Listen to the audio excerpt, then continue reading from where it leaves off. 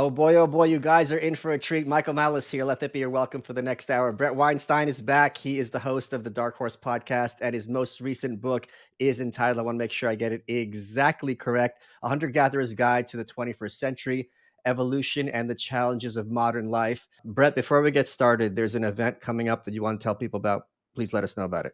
Absolutely. And I think event is in some ways the wrong way to think about it. It is an event to be sure, but it is something much more important. We are in a civilizational emergency. Your viewers probably all know that already. Oh, yes. And we are holding an event on September 29th on the Capitol Mall in between the Washington Monument and the World War II Memorial. The event is called Rescue the Republic, Join the Resistance. We are going to have a absolutely smoking lineup of people giving talks, playing music, comedy. We've got it all. But really, this is the place that we draw the line in the sand and we say no more. We are taking this country back and we are going to defeat the menace that has captured it. So if that sounds like your kind of thing, please join us on the Capitol Mall and let the powers that be know just how many of us there are and how serious we are about driving them out. Is there a website that people can go to get more information? There sure is. Jointheresistance.org. The website is a living document. It's getting updated with new speakers all the time. So anyway, keep checking back. But above all else, put it on your calendar. September 29th on the Capitol Mall. Please join us. Before we were recording, Bret, you made a little comment that I want to pick up on because you have a background in evolutionary psychology. And one of the points I've made, which has really kind of resonated my thinking recently, is that the average human doesn't process data through a true or false filter, but through an us-them filter. And as soon as I can create the impression that someone's a them, I don't need to listen to anything that they have to say because they're not us. They're the bad guys. We see this very often with corporate journalists. And let me break this down a little bit because this is really key. If I were describing you as I just did, it would be evolutionary psychologist, podcast host, author, maybe some of the drama you had to deal with at the university. But what they do, in the same way that if you have a play and on the first page of the play, there's a cast of characters, Romeo, hopeless romantic, Juliet, they'll say Joe Rogan, comma, a podcaster with a history of transphobic jokes, comma. So before you even get into any information, I, the journalist, am telling the reader, he's a them, this guy's trouble. I'm already pre-stigmatized him. And once you see that they do this, it's pervasive and it's definition by non-essentials and definition by stigma. But to what you were earlier saying that why would we talk to people who don't like dogs? There's two things where I've encountered people who don't like certain things. And I want to hear your perspective as an evolutionary psychologist. When they say, I don't like dogs or I don't like music, immediately I regard that person as an alien and have this kind of visceral get away from me aversion, which does that make sense evolutionarily? Or I would love to hear your thoughts on that. Well, I mean, you people never tire of making this sort of point. You were supposed to jump in there, maybe slightly perturbed at my categorizing you as an other, but I pride myself on my otherness, I assure you. right? No, you do seem to.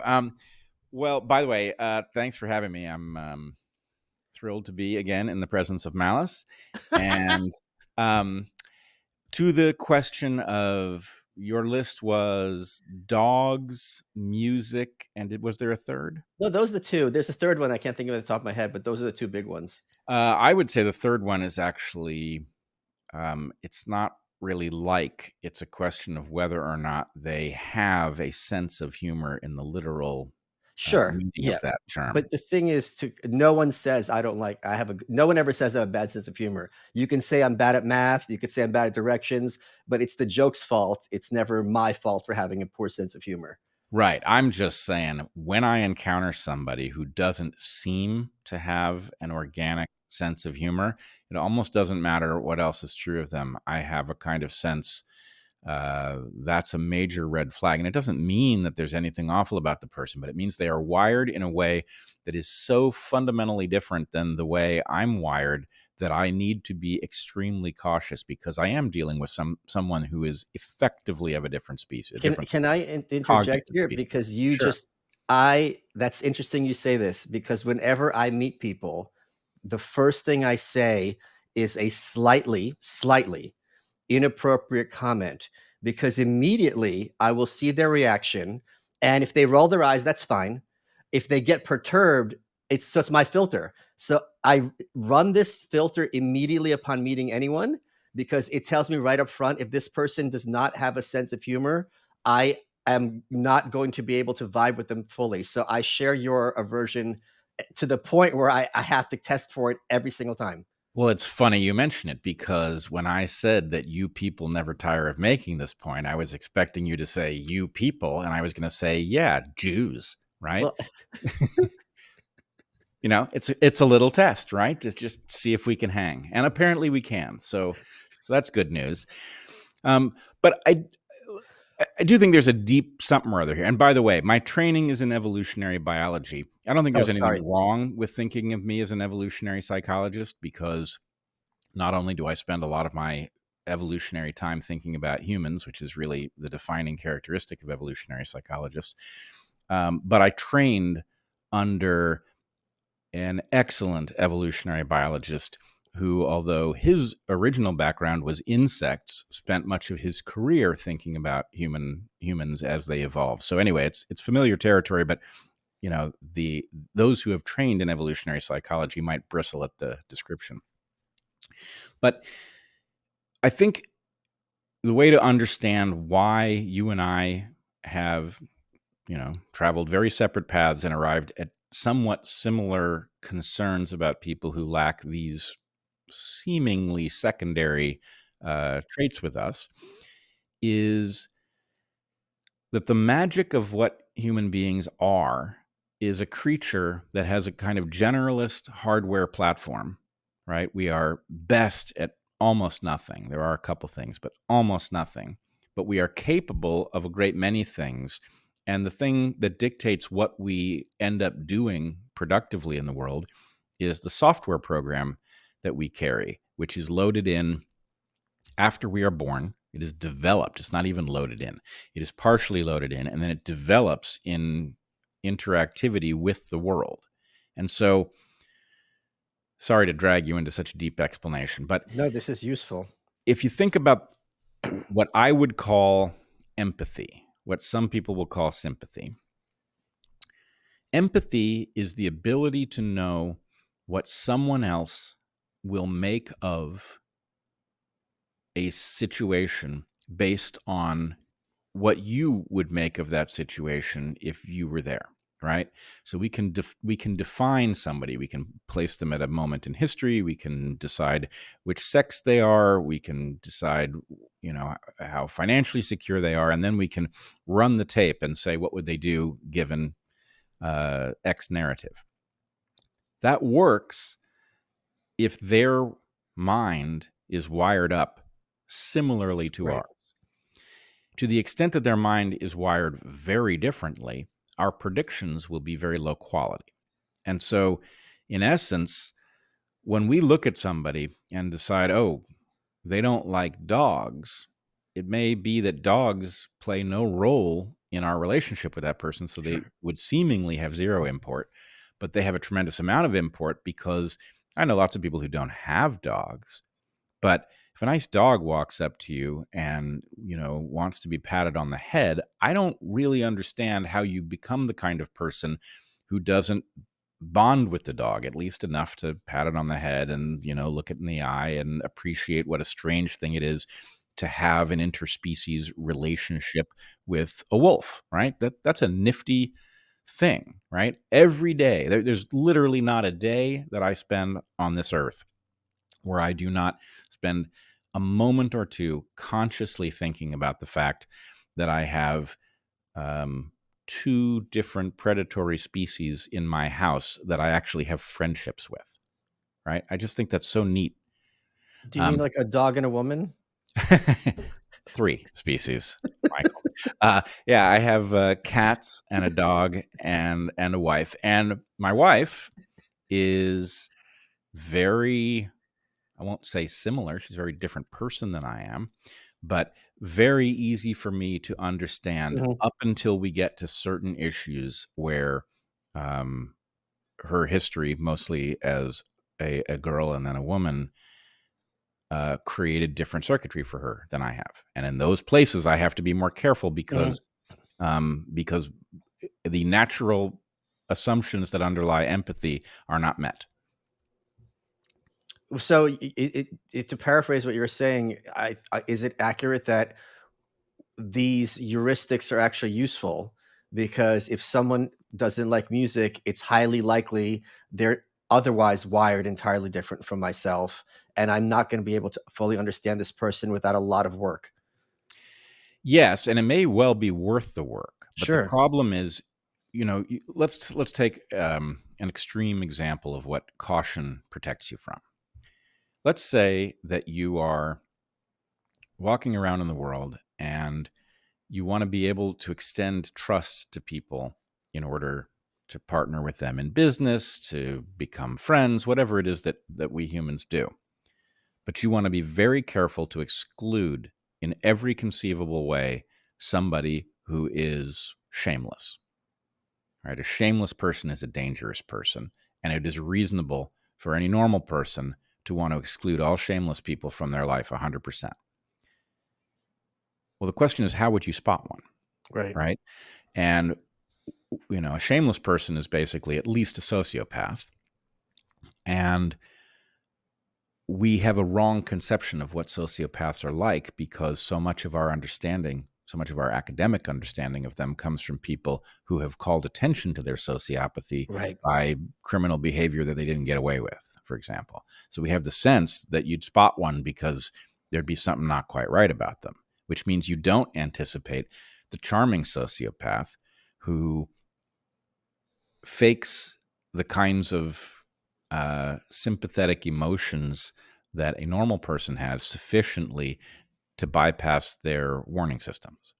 So when I discover that somebody doesn't like music or doesn't like dogs or doesn't know when to laugh at a joke, it may be that they're perfectly fine and they are neurodivergent in some way, or maybe they had a bad experience with dogs as a child and never got over their fear. But what it means is, for sure that the map has at least one area in which you can't grok it natively.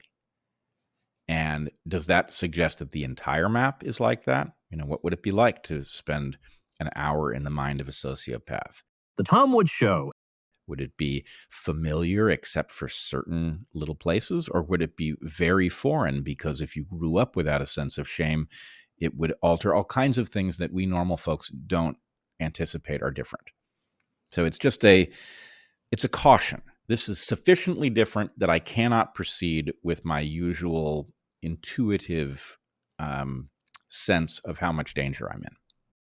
Guys, don't let the back to school season set back your nutrition. Green Chef is making it easy to stick to your healthy eating habits with a new, more flexible menu. Has over 35 customizable recipe options every week, and new options include doubling your protein, swapping to a plant-based protein. Are you dairy-free, gluten-free, vegetarian, or vegan? Green Chef has over 15 recipes every week to support those lifestyles and more. You'll find over 15 weekly recipes that are ready in 25 minutes or less, so you'll have the power to tailor the menu to your needs, satisfying and nourishing everyone in your family in about 30 minutes.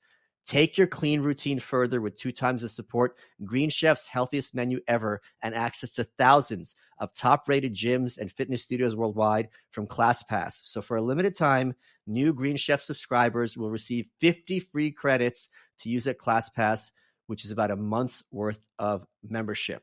It's quality whole foods and limited processed ingredients and organic farm fresh produce in every box, which make Green Chef the #1 meal kit for easy, clean eating.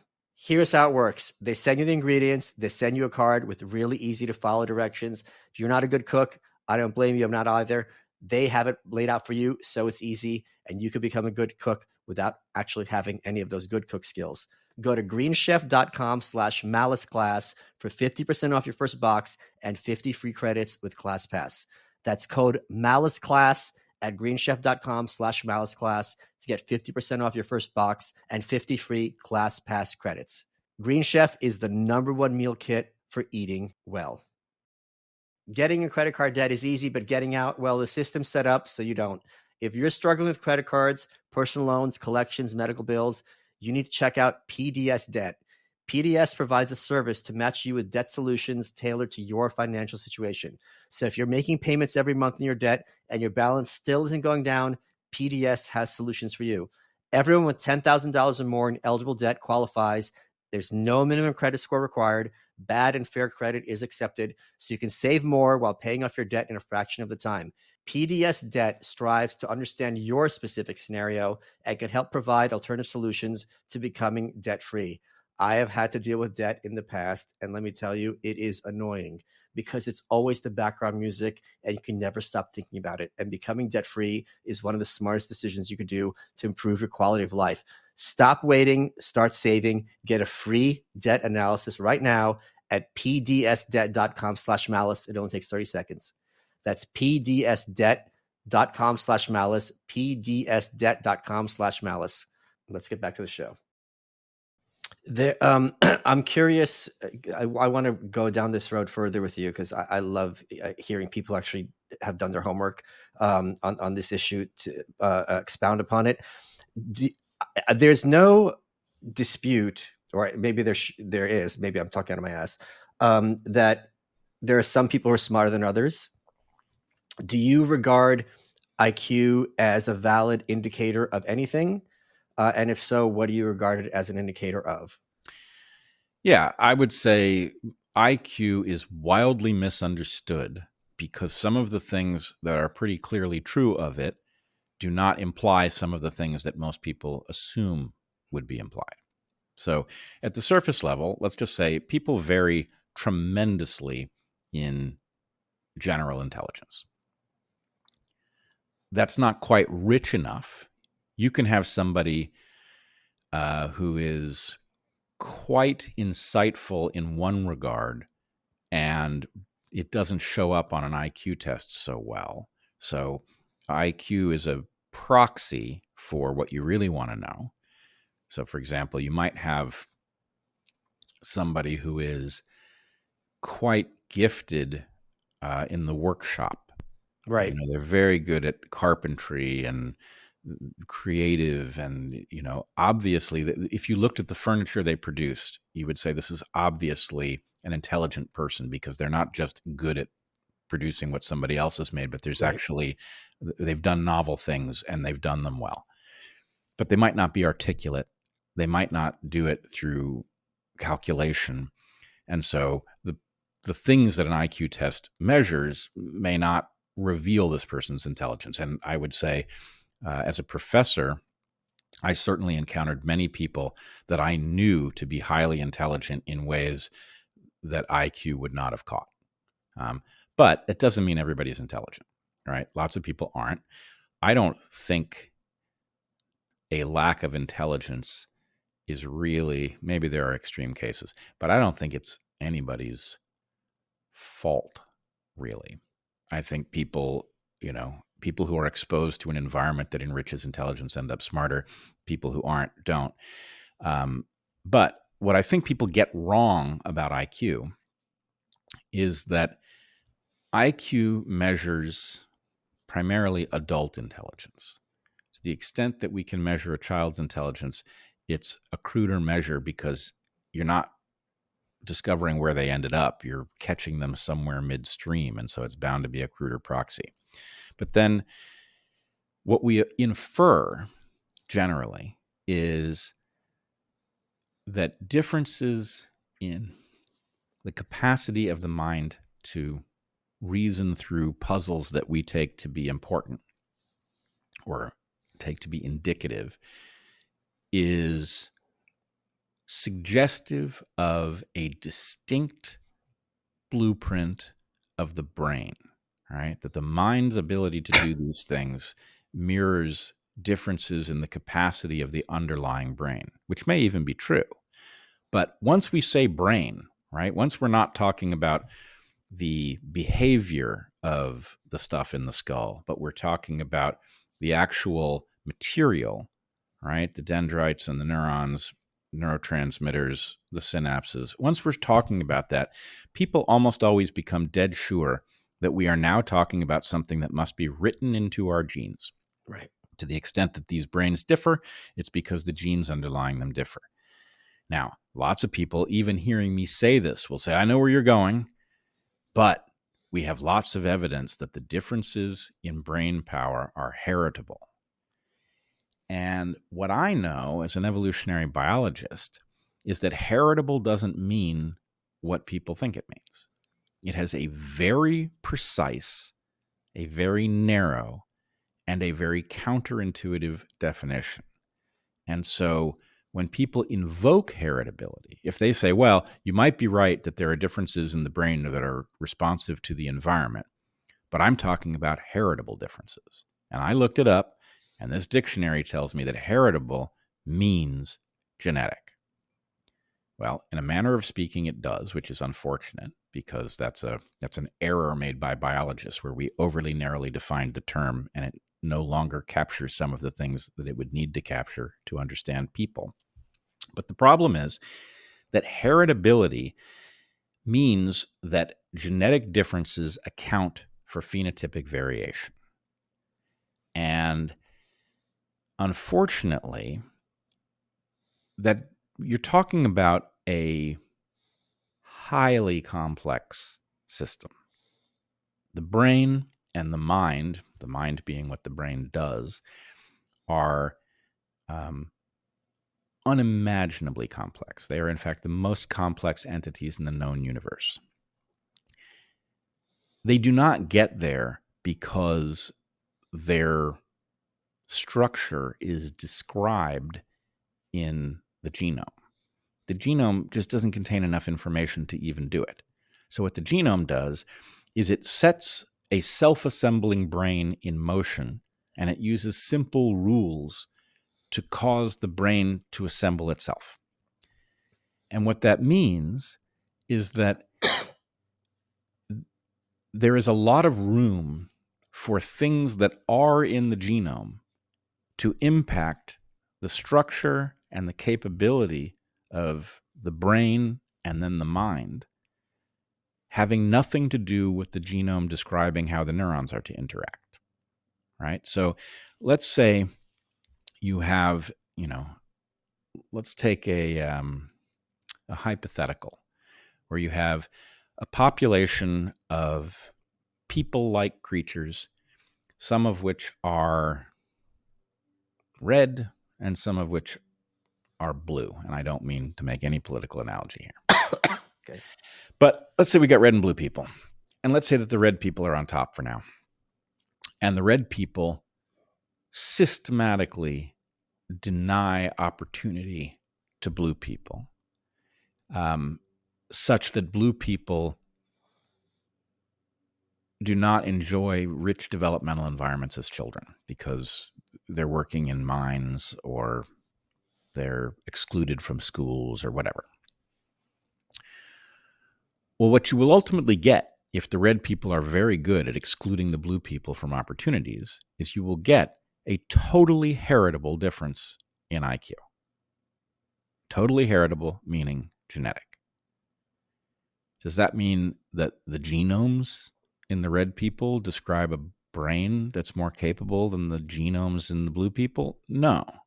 What it means is that the pigmentation of the skin, which is heritable genetically, causes an unfolding of a different developmental pattern with respect to how enriching the environment is, right? The genome doesn't have to say anything at all about two different kinds of brains. It just has to cause something to be different in the way those brains are exposed to the world.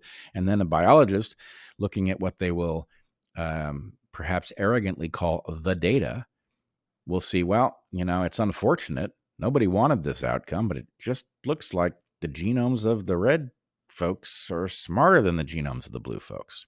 And it's like, no, You did not prove what you think you proved.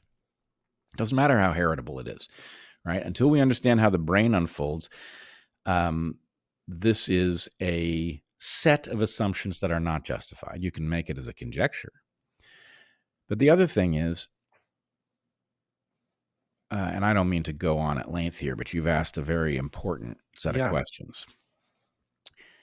I think human beings, all of us decent folk who want a world that's fair, in which we can put aside unproductive violence and conflict, and we can maybe leverage productive competition to make us all better, right? If that's the thing that most or all good people actually set their sights on. And then we look at something like sports, and we have this panicky moment, and we say, oh shit, this sport, basketball, is very, very black. Blacks excel at basketball. That's not because somebody is favoring them. Right. That's because they're just better at it, right? They're structured to be better at it. And we think, oh shit, I'm looking at something that has very little to do with the mind, but it tells me what must be going on with the mind. And so, let's just face facts, right? You're going to have certain populations that are built to be swimmers, and certain populations that are built to play basketball, and certain populations that are built to long distance run, and other populations that are built to jump. And, we'd be fools to think anything that was very different was going on with the brain. That's just wrong. There's a very good reason that populations differ with respect to their aptitude for different sports. And it's because different habitats select for different things. Where on earth is the habitat that doesn't select for greater intelligence? Doesn't exist. Doesn't matter what you do, right? Even if you're a slave, who is being punished for showing initiative, for example, well, the smarter you are about figuring out what your master can see versus what your master can't detect, better off you're going to be. Right? So every environment selects for greater intelligence. So no matter what the starting conditions are for different levels of intelligence, as long as the populations are connected, they don't have to be equally likely to breed with each other. They just have to have some connection to each other that involves people from one population breeding with people from another. Genes for superior intelligence are going to circulate. And so anyway, the point is, sport is a false analogy for cognition. It is a false analogy that leads people to believe that there's a reality that hard-headed people can see that just so happens to tell us there's very little we can do about differences in intelligence. And the answer is there could be something there, but you have no reason to expect it until you have given everybody developmental environments that are strongly enriching, that do not contain differential levels of neurotoxic chemicals. Until you've done that, you have no idea what you're looking at. And there's every reason to expect that if there are significant, genetically meaningful cognitive differences, that they will be a minor fraction of the equation. My guess is they're too minor to measure if you really equalize things, but if they still exist and they're meaningful, they're not like the red and blue example I gave, they're not going to be a major part of the difference. They're going to be a minor part. One thing I've heard, I don't remember the source, I'm sure you probably are aware of it, is that people with different levels of intelligence, I think it's 2 standard deviations, communication becomes effectively impossible. I think everyone listening to this understands that if they're trying to talk to like a Stephen Hawking or someone like that, breaking down physics, at a certain point your eyes glaze over and you really can't follow their train of thought as well as they can. Certainly you're kind of running out of breath just to follow it at all, but they don't apply it downward. Because when we think of people who are less intelligent, we think, okay, they don't have state capitals, and they have less information. Maybe they don't know how many days of the year, and you have to break it down slowly, but it takes them a long time to pick something up. But my understanding is that that's completely incorrect. It's not that they're just slower and have less data, that their brains functionally work effectively alien to your own if they're 2 standard deviations lower. And I see this over and over in how people process information on social media. Is that claim accurate? If you're talking about adults, I Yeah. suspect it is. And I don't think I think our environment is exacerbating this, that we're getting a huge spread in mental capability that is not normal. In a normal environment, and I mean like a truly ancient environment, you would have a process in which people's specialties would naturally spread out across the sum total of useful skills. And so, you might, I mean, personally, I don't know, you're obviously, like really obviously, a highly intelligent person, right? Yeah, I took an IQ test. I got a 90, so it's a full A. I don't know what the hell IQ test you were taking and what you were drunk on, but you're obviously an intelligent person, a highly intelligent person. But here's my experience.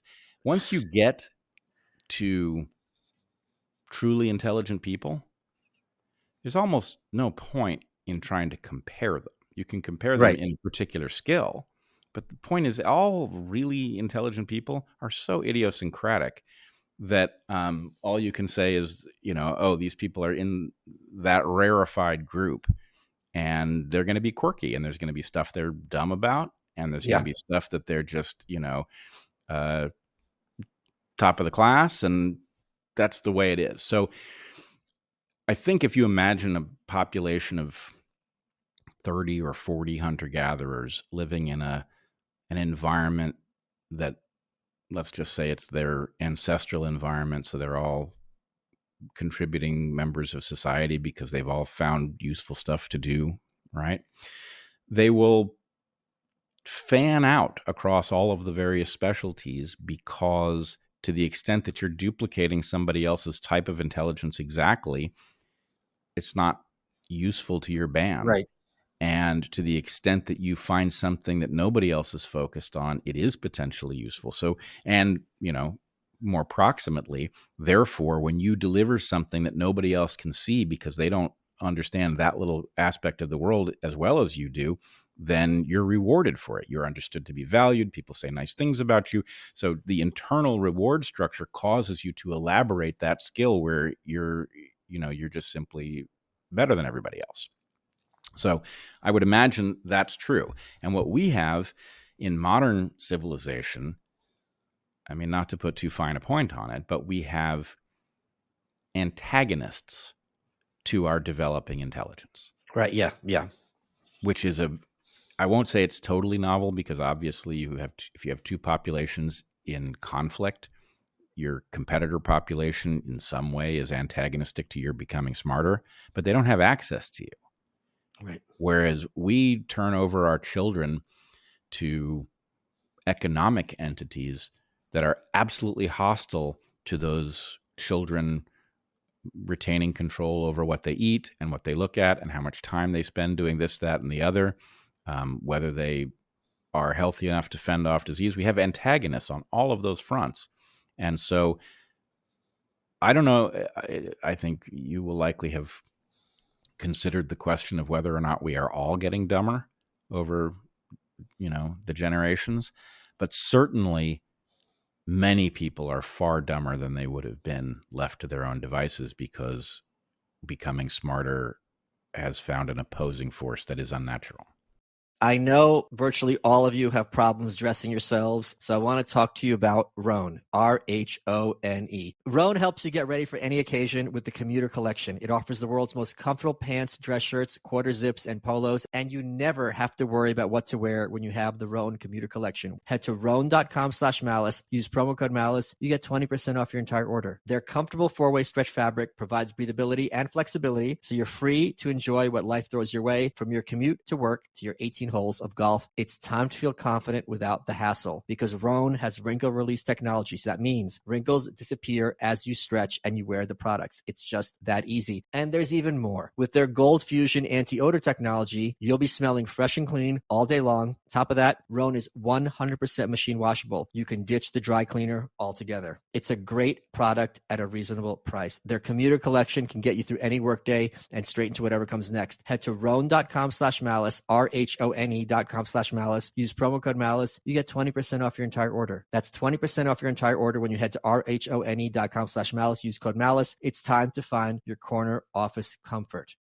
Folks, Homes.com knows that when it comes to home shopping, it's never just about the house or condo. It's about the home. And what makes a home is more than just the house or property. It's the location and the neighborhood. If you have kids, it's also schools, nearby parks, transportation options. That's why Homes.com goes above and beyond to bring home shoppers the in-depth information they need to find the right home. And when I say in-depth, I'm talking deep. Each listing features comprehensive information about the neighborhood, complete with a video guide. They also have details about local schools with test scores, state rankings, and student-to-teacher ratio. They even have an agent directory with the sales history of each agent. So when it comes to finding a home, not just a house, this is everything you need to know all in one place. Homes.com, we've done your homework. Let's get back to the show. In terms of applicability, one of the implications of that perspective that I just laid out is that it's a lot of times people get frustrated because we're taught at an early age in our government schools that everyone's pretty much the same, and that maybe someone's faster than you, maybe someone's better at math, maybe someone's better at writing, but basically we're all largely identical. And if what I posited is true, it's not that case at all. And that when you're trying to engage with someone, you're not going to be able to have functional communication with them if the difference in intelligence is significant enough. And 2 standard deviations isn't particularly significant, mathematically speaking. Well, I would just add one nuance. I think Okay. as long as you're dealing with adults, your model is right. Okay. But I don't think, the sense that we are all pretty much the same might be pretty close to true if you're talking about our potential as a zygote given a healthy environment that is developmentally enriched. Similarly, by the time people are born, the ship has sailed because our nutritional environments that our mothers are in differ radically. The level of toxins we are exposed to might differ not only by what zip code you live in, it might differ by what house you live in. The elephant in the room is the intelligence, insight, and dedication of your parents. So at one level, you might have a perfectly healthy zygote raised in a non-toxic environment and given schooling that's as enriching as anybody else, who might end up dumber because their parents are struggling to pay the bills and aren't present, or their parents picked up bad programming from their own natal home. So there's a sort of cumulative deficit that can dog a population in a way that manifests in terms of like actual lack of capacity. And it's really something that should preoccupy us. We have to break that cycle. And I will say there's an almost unavoidable bitter pill that goes with this, which is if you think, to my way of thinking, as someone born in this country who spent a lot of time thinking about how it works, there are 2 populations that just simply differ from all the others because their origin story in the narrative of America is distinct, right? Everybody faced disadvantages, Sure. pretty much, but there are 2 populations that faced a different disadvantage. One of them is Native Americans and the other is American blacks. And the reason that these 2 stories are different is that there was a systematic disruption of elders passing on what they Right. knew to descendants. And that is so crippling, given what a human being is and how it functions, that it actually requires us to think carefully about um, it requires us not to default to stories like, well, I hate to be the one to break it to you, but there are heritable IQ differences, and we'd all love it if there weren't, but let's not lie to ourselves. That story is actually an excuse. It's an excuse for not confronting what actually distinguishes people in terms of intelligence, which is um, these how it is that the software program is passed on from your elders and cultivated in youth. Right? That is the story of how human beings become intelligent. And uh, I, I, I don't think it's a simple problem at all, but I think it is one that it requires us not to default to effectively a complicated systems analysis when what we're really dealing with is a complex system. Yeah, it's kind of funny because I see this. If I get tangential for a second, with boomer conservatives when they're constantly talking about the founding fathers and the vision they had for America, and they kind of reduce slavery to an asterisk.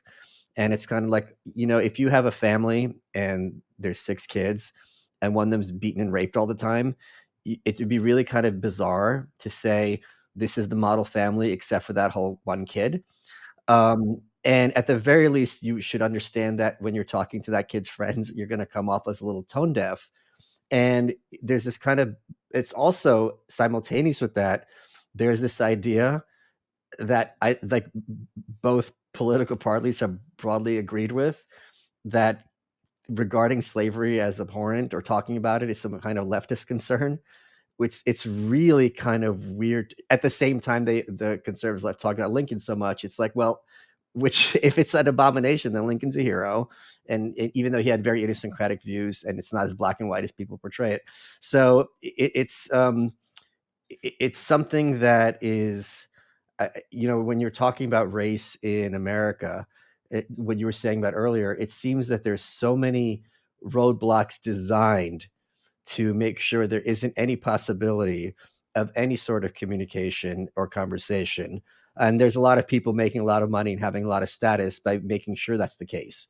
That like as soon as you say anything that I can portray as somehow derogatory or controversial, well, now I've got my attention and I can sell my books. Yeah, I agree with this exactly. And, I don't know how many minutes we've been talking, but the fact is, it requires 20 minutes of separating issues from each Yeah, other. And nobody wants to do that. What they want to do is they want to listen, and then they conclude. If you're focused on disadvantages that come from slavery, you're either on my team, in which case we're going to amplify any model that right. suggests that that's the sum total of every story, or we're going to downplay it and pretend it plays no role. That was years ago, blah, blah, blah. And the answer is this is not simple. If you Yeah, yeah, understand what a human being is, this is anything but simple. And I will tell you that this is one of my frustrations with MAGA, right? I am absolutely 100% on board with Make America Great, right? I think that's a wonderful idea. And I think America is a unusually excellent experiment. It's a prototype, and it did beautifully, moving in the correct direction. And it solved many problems along the way. And it has many embarrassments that go along with it. But to say make it great again, rather than, I don't know, I would be okay with, return it to the trajectory of yeah, increasing greatness or something. But to say that it was great is like pretending, oh, this is a wonderful family, but for the child who was raped and beaten. It's like, make this family great again. Well, it wasn't great. There was a child being raped and beaten, right? Make this family great. Okay. Right. Let's figure out how to do that. But And it's not a small matter to me. I think Make America Great Again, because it's basically an us and it's a cryptic us and them, where it's like, if you resonate with the idea of making it great again, well, I can guess pretty well which side of that divide you were on, right? You were on the side that it worked for. And to the extent that there was a side that it didn't work for, the only way the West, as I would call it, works is if opportunity is as equally distributed as we can get it, where you Okay, wait, can't. hold on. Why Yeah, equally as opposed to maximally? I mean, it seems to me that one implies the other. How so? If you have 10 opportunities for jobs and I have 5, that's superior to both of us having 4. Well, first of all, I think you're zooming in very, very narrowly in terms of what opportunity means. I'm not trying to equalize opportunity at the level of job offers. For one thing, Okay. the applicants ain't equal. What I'm Right. saying is, over time, what you want is any person who is willing to deploy know-how, insight, creativity, work. You want somebody who has those things to bring to bear to have an equal shot at turning them into a reward as anybody else. You don't want to be able to predict whether or not this person is going to succeed or fail, or how much they're going to succeed based on their skin color or the language that their parents spoke or any of those things. So I'm not arguing for perfectly equal distribution of anything, because you will destroy civilization trying to reach perfection. Right.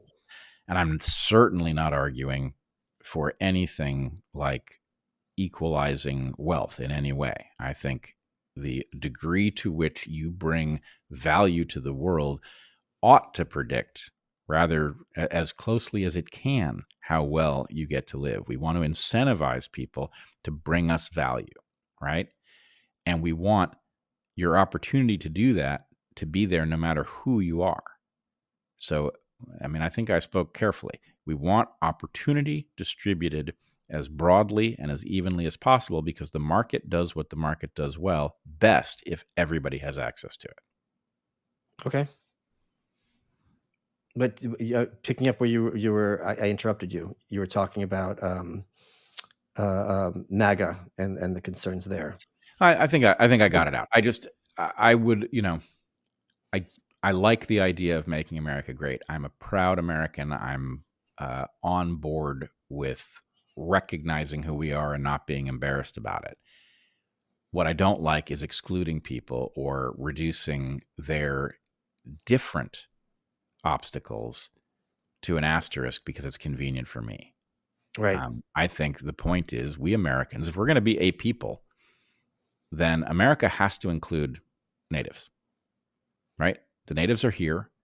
They didn't go extinct. Right. They are Right. Americans. They are entitled to this place as much as anyone. I mean, and that's such a minimal statement in light of the fact that their ancestors gave up a tremendous amount. So my feeling is, look, this project ain't done until Indians feel as included as anyone else, right? And you could say the exact same thing for African Americans. Hey guys, Michael Malice here. Want to talk to you about getting inside my pants, and that's Sheath Underwear. If you go to sheathunderwear.com, use promo code Malice, you get 20% off today, including a limited edition new pair that I designed based on the spotted boxfish Ostracion meleagris. Sheath is great because they have dual pouch technology, which means one pouch for each part of your male anatomy, which keeps you snug. It keeps you cool in the hot weather. It's 108 here today in beautiful sunny Austin. They've got bamboo shirts, they've got hoodies, they've got t-shirts, they've got everything you want, and you'll be one step closer to being like me, which is something that you all desperately want to be. You don't want to be like Dave Smith. Come on, guys. Go to sheathunderwear.com and use promo code Malice. You get 20% off. I wear them every day, and they're the most comfortable underwear I have ever worn. And you try them once, you're going to be like, this is weird. I got to put my stuff in these pouches. And then from then on, you'll be like, okay, I'm really into this. And it's really kind of fun when you're having a job interview or a date, and you can think to yourself, if only this person knew what was happening in my pants right now. You'll say you're welcome. Go to sheathunderwear.com, use promo code Malice, 20% off. Let's get back to the show. Speaking of Indians, I there was a 1-2 punch in the last 6 weeks that has taken my concern about the future of America to a 10. One of which is what is happening in Great Britain right now, where overnight we're seeing absolute authoritarianism that would have been regarded as almost like a joke, or not a joke, but like you roll your eyes, like, okay, calm down, you're Alex Jonesing here. And the other is Officer Harris's selection of Tim Walz as her vice president, who has publicly spoken about his contempt for free speech and seems to be quite clearly, if maybe I'm using the word crypto a little loosely, a hardcore authoritarian leftist. And I think she is I don't think she's an ideologue at all. I mean, when she was, a prosecutor, she's a hardcore conservative, fight type of stuff on law and order type. And then she was the most leftist senator. I don't think this is a function of her philosophy. I think she just wants to go along with the party. And as a result of this, she's being dragged, I think, quite heavily to the left. That she doesn't know what price gouging is or anything like this. It's just like her ideology seems to be, which is very common, I think, with many people of all political persuasions. You kind of envision yourself as Stalin, and you just decree your way toward that conclusion, and just call it a day. So I would be very eager to hear your thoughts, very first on what's going on in the United Kingdom right now. Okay. First of all, just a couple of points of order. One, you said taking your level of concern for America to a 10. I assume that's a 10 out of 10. Yes, sir. Yeah, I'm the same place. Yeah. Place. And I've heard you call her Officer Harris before, but I've never heard you explain why you do that. Because she's a cop. Got it.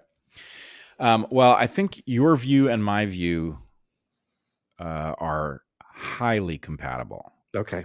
What I have concluded about Harris is that she is an incredibly ambitious person who is effectively willing to do whatever it takes to climb, and that she brings certain gifts. Her climbing toolkit is rich.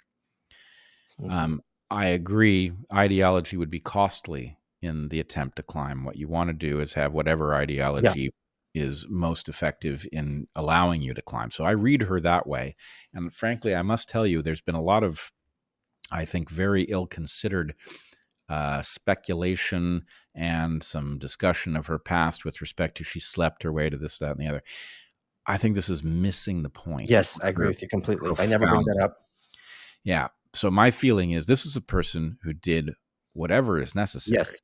It doesn't, if you're focused on that particular thing, you're not getting what this level of ambition does. Yeah. And you're also not getting where she lands. Yeah. Right? She has no ideology because it would be costly. She doesn't speak on things that matter because it's all downside. Yeah. She will say whatever those who are partnered with her tell her should be said. And the really frightening thing, I agree with you, the selection of Walz, who I didn't know anything about until he emerged, but there's something so unsettling about him. And I'm not sure, the one place in what you said that I'm not sure I agree is that I think he has become a leftist. But I also read him as ruthless and amoral. Oh, yeah. In a similar way. And there's something, I would say, profoundly regressive about the pair of them. Yes. In other words, Walz is I think he's a gifted speaker in a certain way. He knows how to deliver a speech. He knows how to command an audience. And to have a female top of ticket who is almost incapable of delivering a compelling speech to an audience. Right.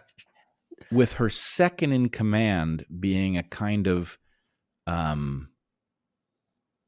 subordinate male henchman who's going to do the rhetoric work of the ticket.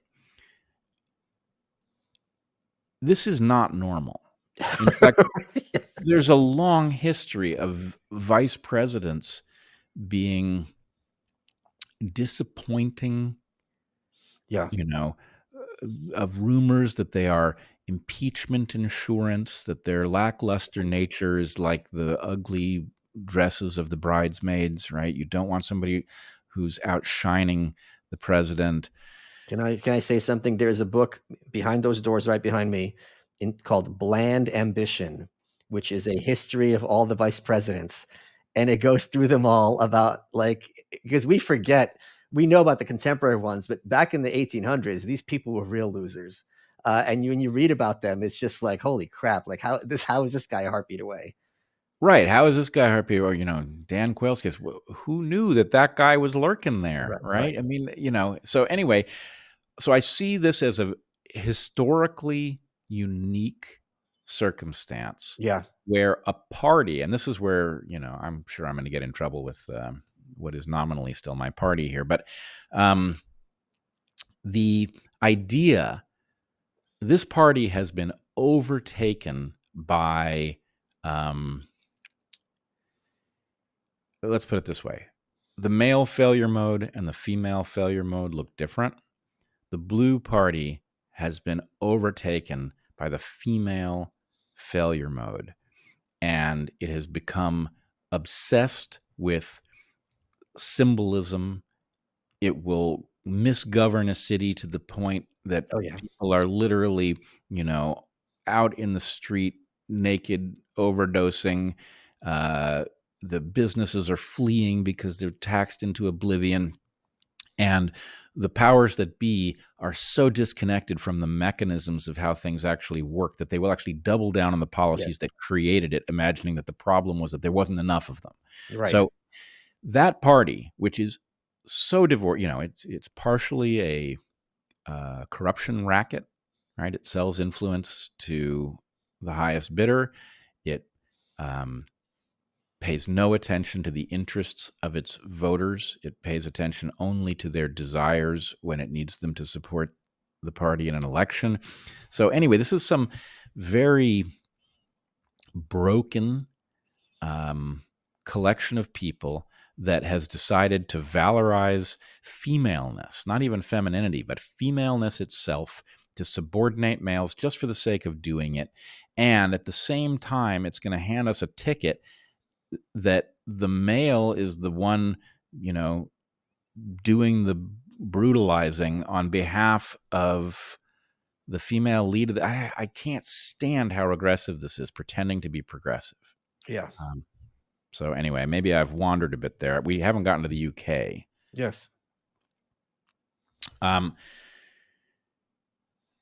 also profoundly disturbed by what I understand to be taking place in the UK. And I also know that I don't know what's taking place in the UK, because one of the things that's taking place is that the UK is threatening its own citizens and, bizarrely, people in other countries, if they talk about what's going on, Yeah. literally threatening to extradite us. Well, they're not just threatening; they've been arresting people already. So this is, the levee has broken. Yes. Yes. Whatever is happening. And, the UK isn't just some island that's going through a spasm of tyranny. It's one of the, depending on how you count it, let's say Five Eyes. Yeah. Yeah. So, the Five Eyes is an alliance in which something the founders did not envision has taken place, where each of the countries agrees to a reciprocal arrangement where each country violates the rights of other countries' citizens in order to evade whatever protections their own courts might exert. So to have a Five Eyes country engaged in blatant tyranny, and not even to be limiting it to its own citizens, but to extending it to Americans who aren't even in the UK. I mean, do I have to worry about this conversation that you and I are having, Michael, if I travel to the UK? No, no Right. one listens to the show. Don't worry about it. But yeah, let's put it this way. I find myself in that very awkward position of trying to find words to explain something so obvious that the words are not at the ready. Yeah, You're not yeah, supposed to have to explain things this obvious, yeah. right? It's like if I asked you, to explain why this pen is going to fall when I drop it, like it would take work because, you know, Right. it's not. You don't ordinarily need words for that stuff. And so, yeah, to have the UK engaged in abject tyranny right in front of our eyes, and to have the US completely fail to deliver the obvious reaction, Right. right? Shouldn't the US be, shouldn't the president, or, I mean, this is part of the problem with not having a real president. Right. Shouldn't the president have gone to the podium and given the international relations version of what the hell's gotten into you? Or Get we a have a grip on Secretary of yourself. State at the very least. He could do that. Say that again, We have a Secretary. Secretary of State. Well, I don't personally now. Now that we know that the system is effectively staffed by stand-ins Right. who shield some control layer about which we have minimal information. I mean, yeah, we have a Secretary of State. The Secretary of State could deliver that, and they don't. So where the hell are we? Yeah, I think you and I are on the same page with this. It's just like, okay, like I remember vividly, and this is a very bad metaphor, other than this one specific thing, when the news broke about Clinton and Lewinsky, and it was clear that he had perjured himself, and this was a felony. And there was this minute where everyone was like, "All right, he's going to resign," and he's like, "Yeah, I'm not resigning." And there was that one day or week, whatever it was, where everyone's looking around and like, what do we do now? Because that had never happened before. It was a given before that if you're the president or a politician, you get caught red-handed that badly, like you got to go out, and then everyone's like what? Like they didn't know what to do. And I think that was a big moment in terms of the trajectory of American history, where it's just like, nah, if I double down, if America's gotten partisan enough, or maybe it had been partisan enough to have been never been invoked previously, my party's just going to carry me through to the end, and it's often worked. It's funny. I remember that same moment, and I think of it often. Yeah. And the idea was, oh, this is an innovation Yeah. that the things that everyone understands you couldn't possibly stare down, you can stare those down too, Yeah. which is it's a very sad discovery. And it Yeah. explains so much of what's happened. I agree with you. It's a turning point in American history. Folks, head over to malice.locals.com, where Bret will take questions exclusively from supporting listeners. Bret, we're running out of time. What has been your favorite part of this interview? I should have seen that question coming since you asked me last time. Favorite part of this interview? I mean, look, this is going to sound like I'm sucking up to you, but I'm not. Can't it be both? What? Can't it be both? I mean, I guess it could be. But here's the thing. You meet somebody and you find them refreshing and very easy to interact with. Somebody could be refreshing because they're new, but they could be kind of a lot of work to deal with. Or they could be easy to get along with, but they don't bring a lot to the table. In your case, I find that you know exactly what you think. You know why you think it. You're willing to pivot where you have something wrong, right? You have no tendency to double down on wrong ideas. And we speak enough of the same language that it's very easy to have these conversations. So anyway, I'm once again, I have the same feeling that I've had each time we've spent time talking, which is, wow, I'm glad to be interacting with this person. I know I have a lot to gain from it, and doesn't feel like there's some, doesn't feel like we're going to run out of topics anytime soon. You are welcome.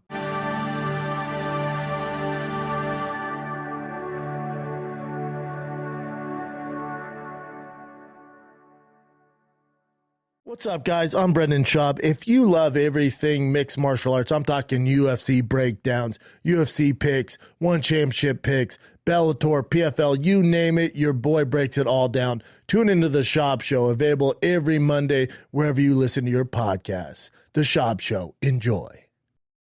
Sci-fi fans, this is your summer. Pluto TV's Summer of Cinema is bringing you a universe of free sci-fi movies. Discover new futures with The Matrix and World War Z. Host alien explorers with Arrival. Or beam up to Journey the Galaxy with Star Trek Beyond. The sun never sets in outer space. Or on streaming hundreds of free sci-fi movies when you download the Pluto TV app now.